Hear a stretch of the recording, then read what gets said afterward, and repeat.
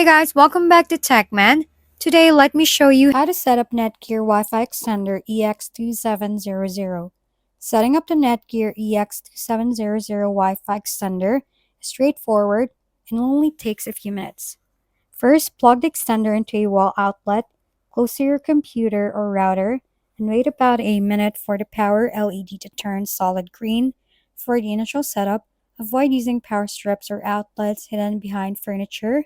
Next, open the Wi-Fi settings on your phone or computer and connect to the network name, something like Netgear_EXT.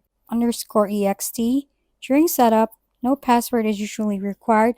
Once connected, open a web browser and go to mywifix.net, which should automatically launch the Netgear Setup Wizard. The extender will scan for nearby networks, so select your home Wi-Fi network, click Next, and enter your Wi-Fi password. By default, the EX2700 creates an extended network with EXT added to the end of your Wi-Fi name, although you can customize it if you prefer.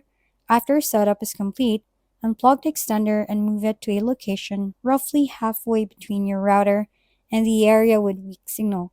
Make sure your router link LED stays green or amber, since a red light means the extender is too far away and should be moved close to the router for better performance.